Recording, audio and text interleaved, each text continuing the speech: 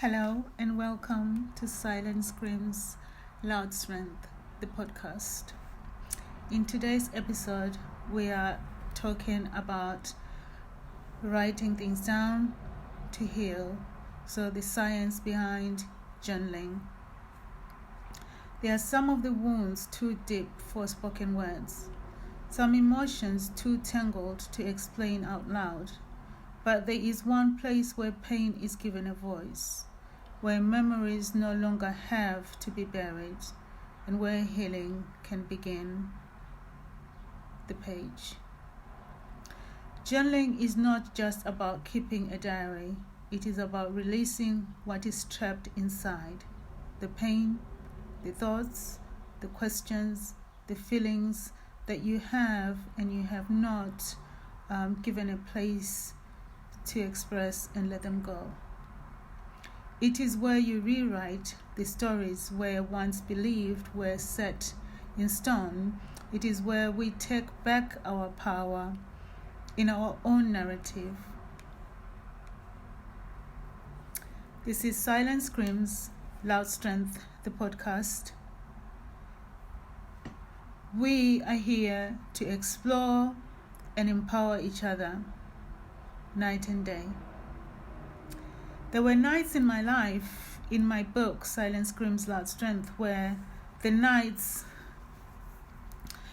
when my voice failed me, nights when I could not cry, could not scream, could not explain the weight inside of my chest, but the pages never silenced me.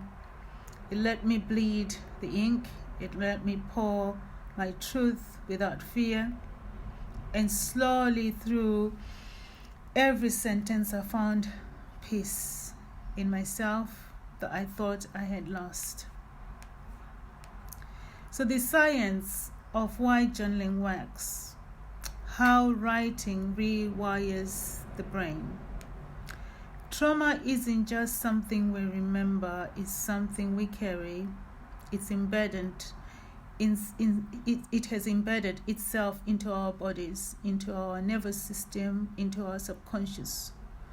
Writing helps us release what has been locked inside, allowing the mind and the body to finally process and integrate what it has been holding on to. So there are 3 key ways of writing for healing in the brain and body.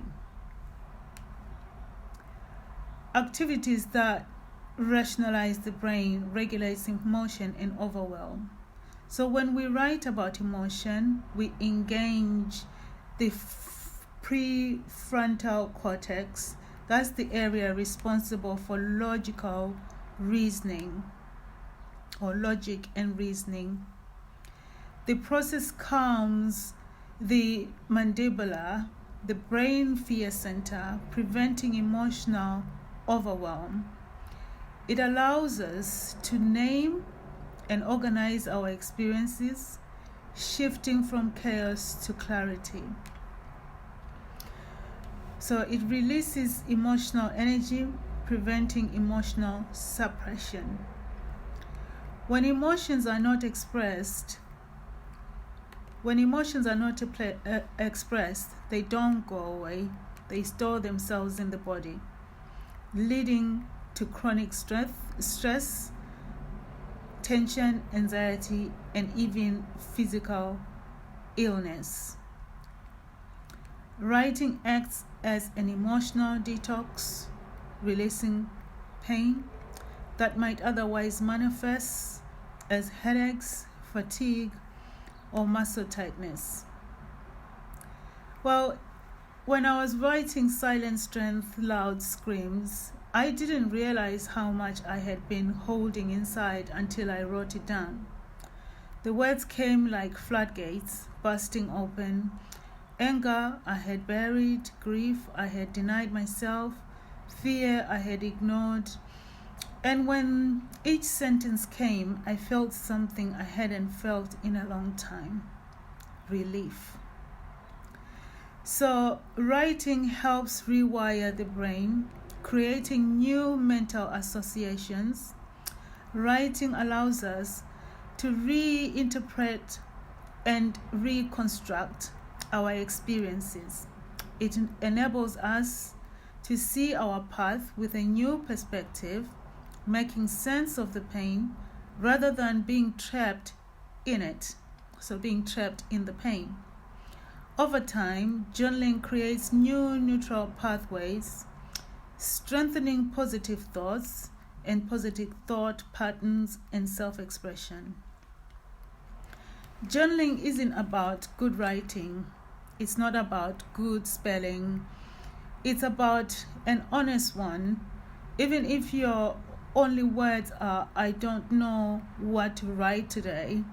Because even if you're uncertain, then healing begins by not knowing what to say. Just saying that is enough for that day.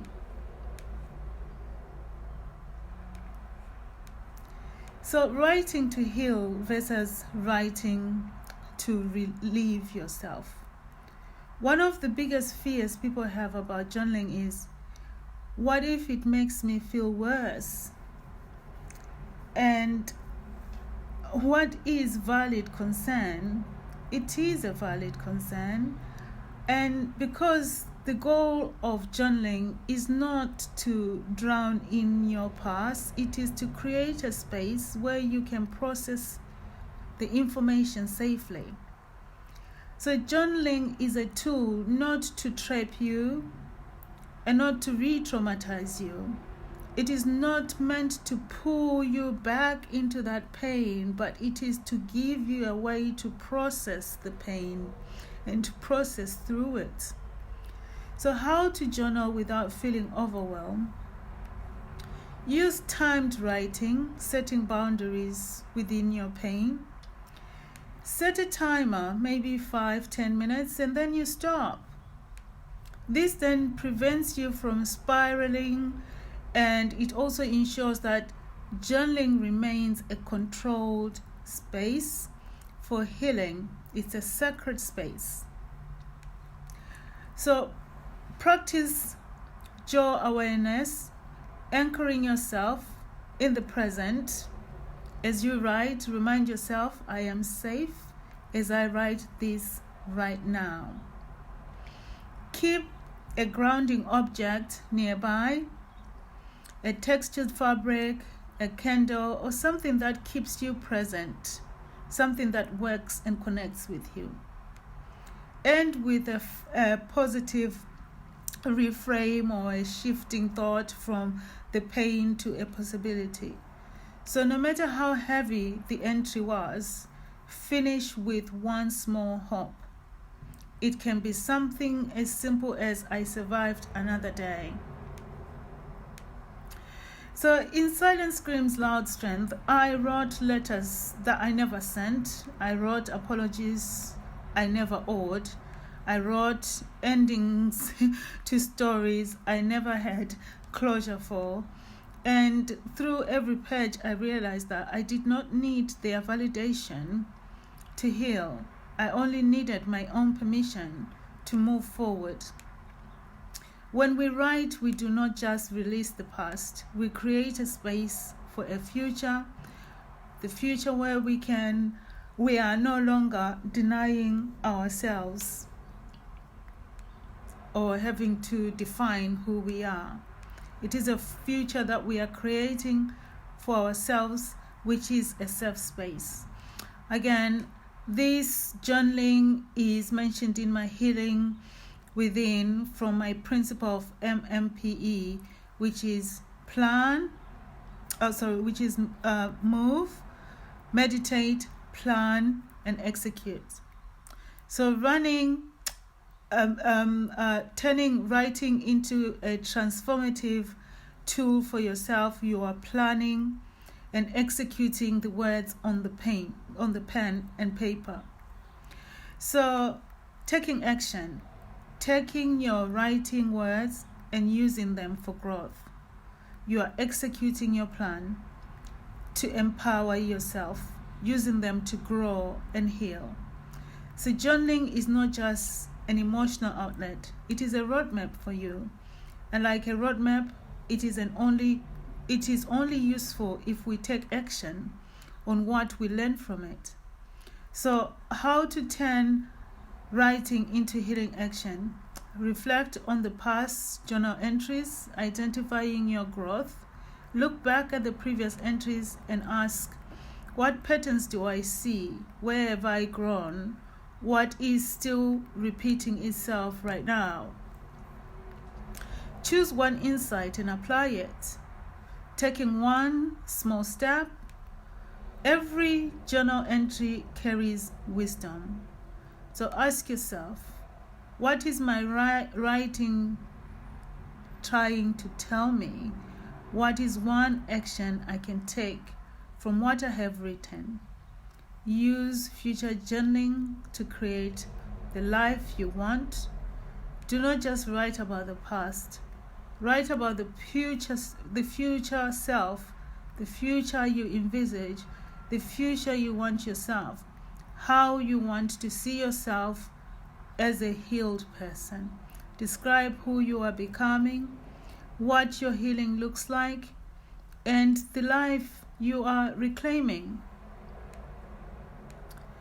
I wrote Silent Screams, Loud Strength, and I wrote about pain, and it helped me, but it did not fully heal me until I started writing about my future.